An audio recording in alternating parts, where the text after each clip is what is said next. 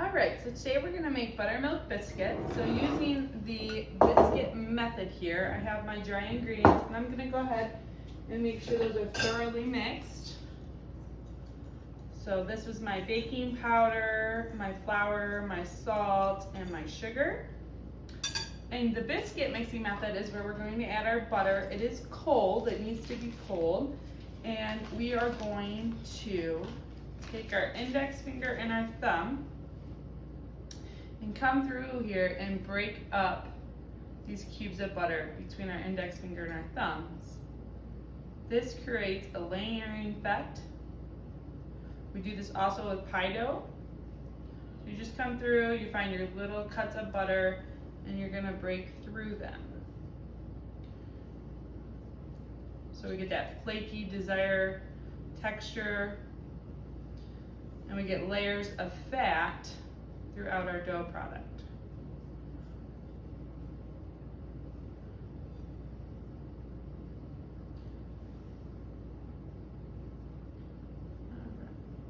If you don't have buttermilk at home, a tip is you can use milk and lemon juice. Really quick ratios you can look up online for how much you need. But the lemon acid will start to curdle the milk. So I'm just breaking through here, using my thumb to push into my fingers. So you can see that. You can like shift through, find your nodules of butter.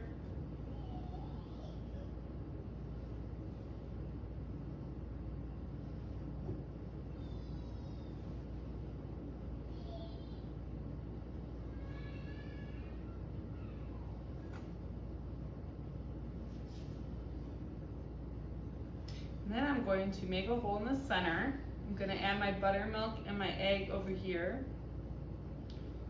And then we're going to mix them, and then we're going to take them to the table.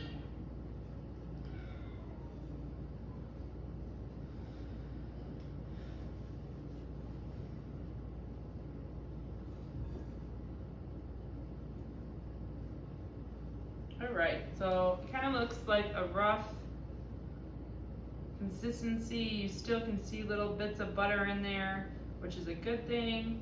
So it's very coarse right now. You don't want to smooth it all together. Some people go too far on this, and then they don't get the layering effect that they desire. So I'm going to go ahead and grab a fork, and we are going to, this is my buttermilk and my egg. So I'm just going to whisk up that egg.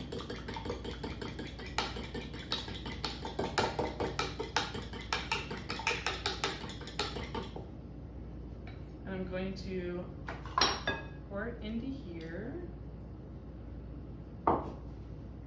And I'm going to use my spatula and start to mix in the bowl. You can use a wooden spoon as well.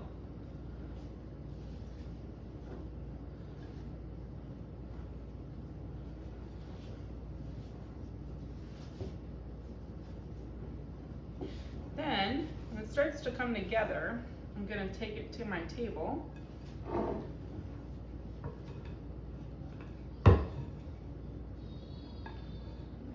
So you can see, so now I have it on my table. So I'm going to go ahead and do my kneading method. So I'm going to push the palms of my hand in and pull back with my fingertips. So I'm pushing in and pulling back with my fingertips, trying to get as much as this as possible mixed in. Sometimes doughs can be funny, depending on the humidity of your room, temperatures outside. You might need to add more liquid to your dough. So you don't want to overmix a biscuit, so just a couple kneads is good. Then what we do is we kind of get it in the shape, circle shape. And then I'm going to take my rolling pin, and I want to roll it out here gently to about half an inch thick, 3/4 of an inch. And then I'm going to take my biscuit cutter or just a round cutter that you have, and I'm going to go through, cut out my biscuits. You want to lay them close together when they bake. And when you're cutting, make sure you're cutting as close as you can. The more you have to rework the dough, the tougher it's going to get.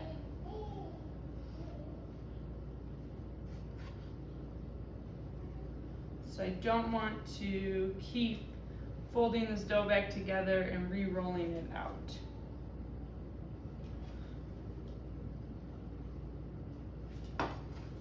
And you want them only about 1/2 inch, 1/4 inch apart. You don't want them to dry out when they're baking. So I'm gonna take my leftover dough, I'm gonna rework it back with my hands. Once again, don't overwork this. Go ahead and roll out. It's the same thickness as your other ones. You want them to all be exactly the same so they cook evenly. And just put these on there. And I think I can get one more, and this recipe gives me about 12 biscuits that are 2.5 inch diameter.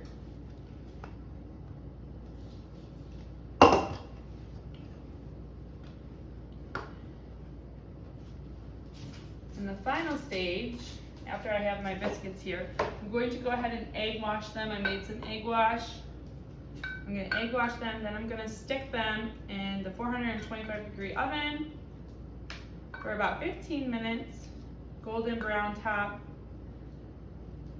and then they're all set. And we are going to serve these with our breakfast this morning.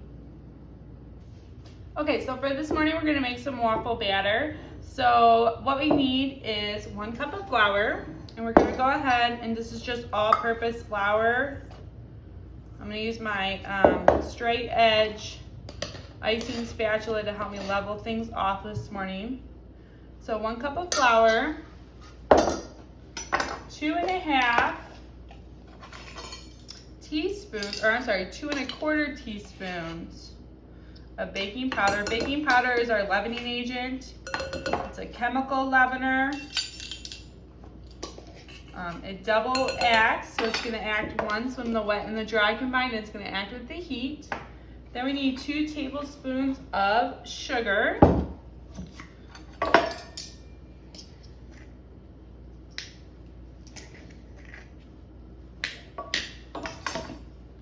So I cut my recipe in half. That way I'm just making 2 waffles for me and my husband. I'm not making more.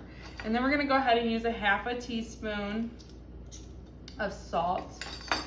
And once again, I'm always going to measure the salt or something like spices and stuff over a separate container. And if I get excess, I can always dump this back in if it was clean. Okay, so those are our dry ingredients. We're going to whisk those together, stick them aside. We're going to go ahead and measure our wet. So we need 3/4 cups of milk. So I'm going to come down eye level. And when I have my 3/4 cups of milk, I'm good to go. And then we have 4 ounces of melted butter. And then comes the eggs. So with the eggs, we need 2 egg yolks and 2 egg whites. So we're going to use our offset icing spatula here to separate those out. I want the egg whites to be in the bigger bowl because I'm going to have to whisk them up to soft peaks. Okay. When I do egg whites, I want to make sure that no shells or no yolk fall into the egg whites, or they won't whip up properly. And I'm going to whip them up by hand because there's just simply not enough egg whites in here to do it in the mixer. So I'm going to put these aside for a minute because I'm going to whip those up. I'm going to go ahead and mix my wet in with my dry, and I'm going to add a teaspoon of vanilla. You can add different flavorings. You can put cinnamon in here just to give my waffle an extra boost of flavor. So I'm going to go ahead and combine my liquids and my wets. The egg whites stay out for now.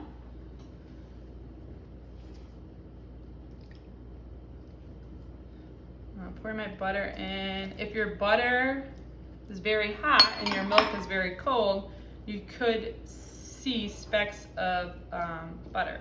So this should be lumpy still. So notice I'm not really mixing, I'm not mixing with a whisk, I'm using just my spatula. You could use a wood spoon. So it should be a little lumpy. I'm gonna put this aside for a minute. Okay, so my egg whites. So I'm gonna go ahead and whisk these by hand to soft peaks.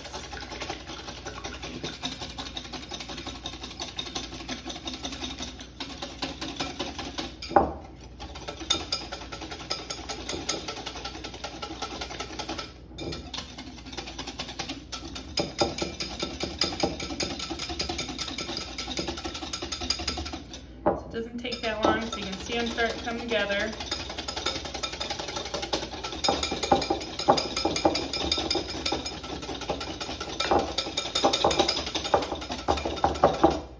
And egg whites act as a leavening agent as well. So I'm going to fold these into my batter, not stir them in.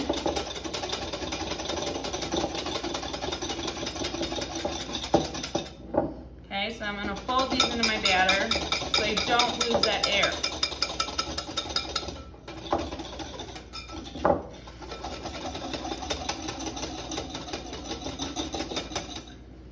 Okay, so soft peaks. Then we are going to put them in our batter.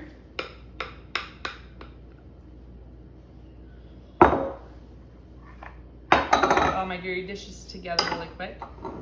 And we are going to fold those in. So I'm going to come from the bottom and fold over.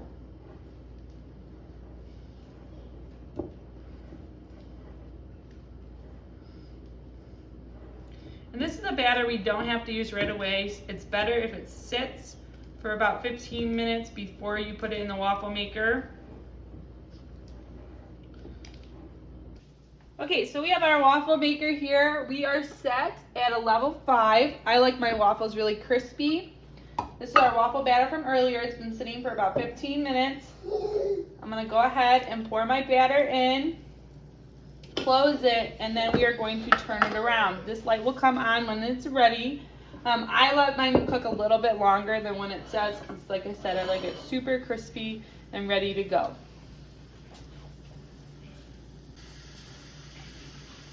Okay, so we're gonna go ahead and be able to turn our waffle back around to be able to check it. The light has come on. So when I lift this up, I can tell that I want it a little bit farther done. Personal preference. So I'm gonna go ahead and keep it going. Okay, so I'm gonna go ahead and flip it back over, lift it up, and there you have it, your waffle. And then I like to take it out, and I like to put butter on it right away. I have butter that I leave out at room temperature. It's good for about 2 weeks, and that way it's so easy to smear on, and it just starts to melt into your waffle. So there you have it. Okay, so we're making our sausage gravy to go with our delicious looking biscuits back there. So I want medium to high heat right now. I'm gonna go ahead and add my butter and begin that melting. And then I'm going to add my sausage, my ground sausage, with that butter. Again, breaking that up in the pan.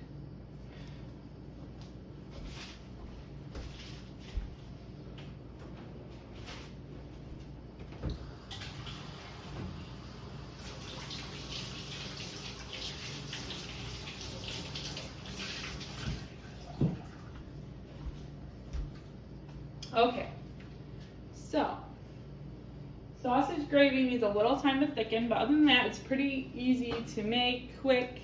It goes great with our buttermilk biscuits that we made earlier. So while it's in the pan, I'm gonna go ahead and break it up. I'm going to start to brown my sausage.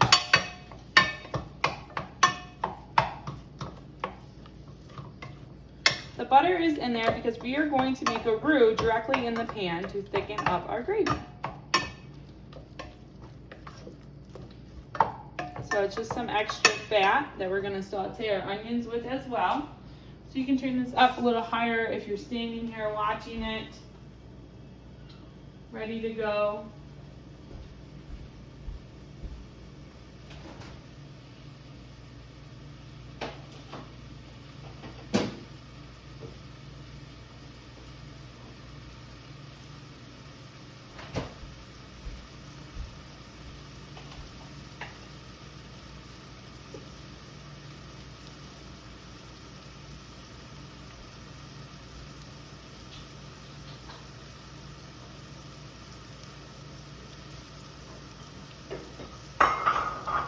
So you'll notice that I kind of do this recipe by sight. I've been making this since I was a little girl with my mother and my grandmother.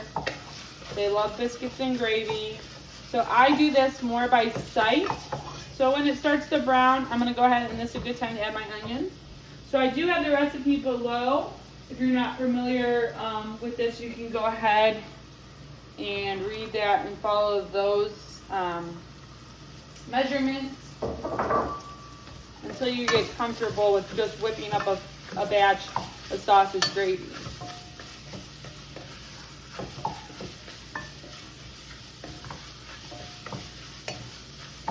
You can make it spicy. They have like a southwestern sausage gravy that has a little bit of spice to it. This is just your traditional. You can play around with different types of sausages, a sage sausage, a spicy sausage. You can add different ingredients, different herbs.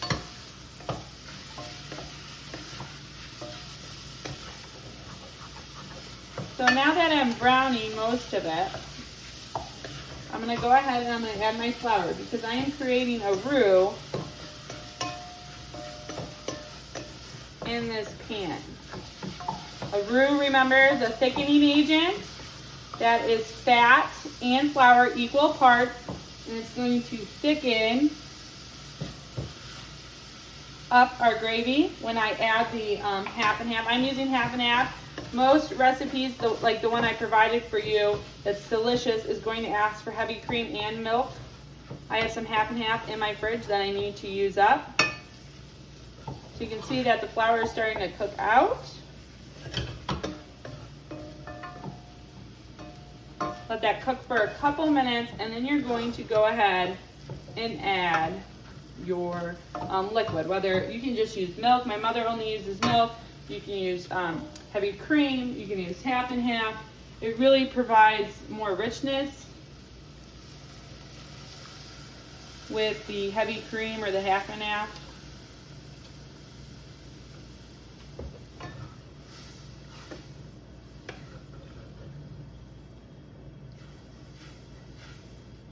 Okay, so this is when I want to start to turn down my heat a little bit because I do have a dairy product in there.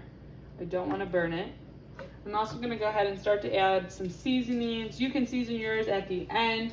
And like I said, the more that you get comfortable with cooking, the easier it will be for you to just add things. So I have a little granulated garlic. I have salt, pepper. I'm going to add some oregano in here. And I'm going to add some parsley at the end to top it all off. I'm going to add a little bit more cream.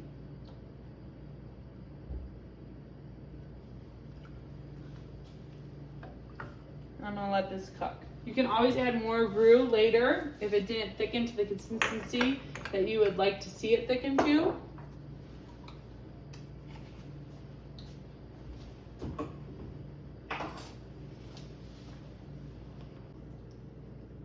Okay, so we're going to fry up some eggs to go with our biscuits and gravy.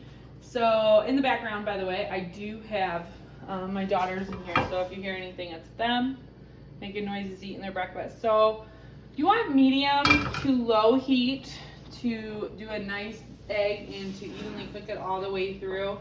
I like my eggs over medium. Some people like them over easy. Some people like them sunny side up. So it's all dependent on what you're doing. You can always crack an egg in a separate glass and then pour it in. I'm going to go ahead and just put them right in here. We save our eggshells for our compost pile.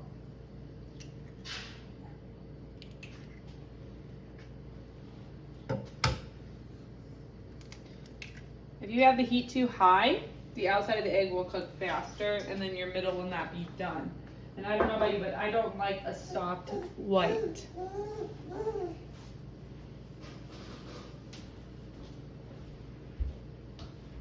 The eggs are going to begin to cook.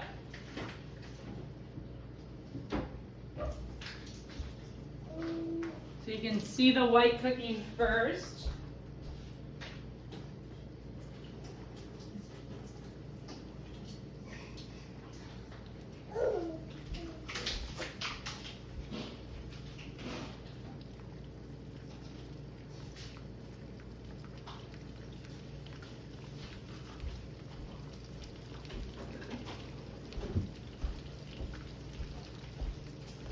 And you can have a rubber spatula is best.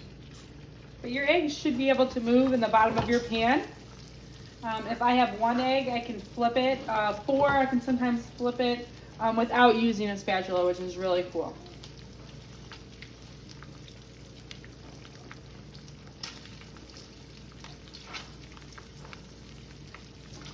So I'm just going to use, and you can use just a normal flipper like this as well. Easier for you. So I'm just going to flip my eggs over. You don't really want a lot of color. Sometimes you're going to get color because your butter browned too much and your heat's too high. So nice and easy. And then these are going to be served right on top. So you flip them back over, which would be called presentation side. You salt and pepper them, and then you'd be all set.